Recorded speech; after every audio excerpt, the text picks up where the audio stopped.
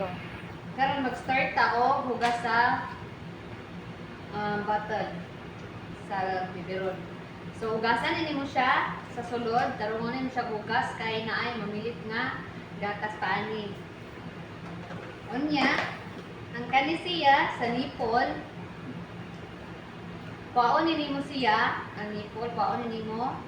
Hugasan nimo, gamitan nimo gamay nga brush, hugasan nimo ang sikapilid. Ani kay naaman diri ang daghan kayo na mamilit nga gatas.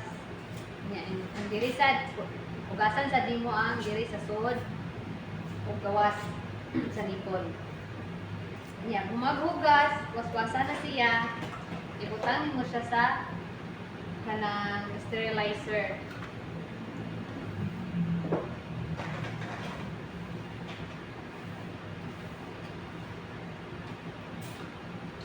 So, ibutang mo ang nipple diri.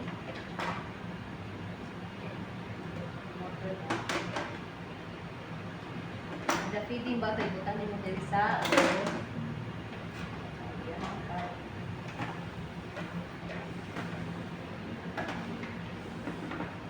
20 minutes ni siya nimong ang pabukawan.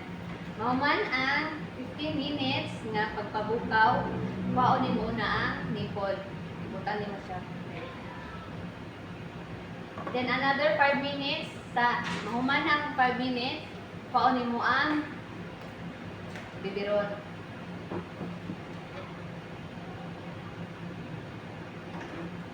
Tanin siya dito.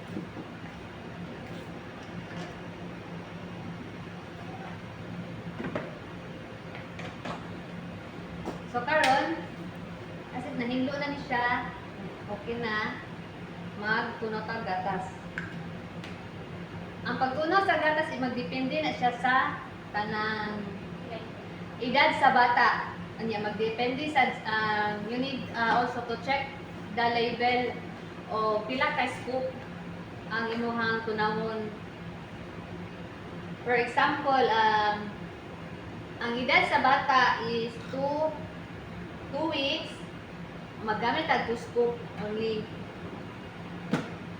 Ibutan na mo diha 2 scoop, and then ang tubig niya nara diri sa 60 ml. Ang pag-shake sa gata sa biberon sa bata, inanion na ni siya or hinayon na nimo siya, ana-ana na ni siya. Dili mo siya dapat iuyog-uyog.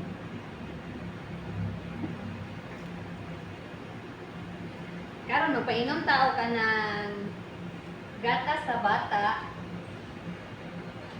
i-check nimo siya una kung sakto na ba ang kabunaw o kung sa bata na angay niya ni inumsuin mo siya ni inana sa imuhang kanang kamot para matansya nimo kung sakto ba siya kainiton aya nimo ipa inom sa bata. Then magpa-burp, ari ta sa burp, so magpa-burp na maka sa bata inana siya. Iko nimo ang iyang likod, hinay-hinay lang. Unya, kung maka-burp na siya, nani duha ka pamaagi sa pagpa-burp.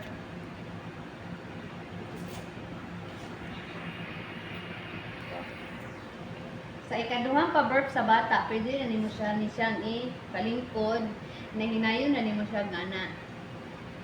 Dahang kuan sa likod. Maka-burp na siya, okay na siya.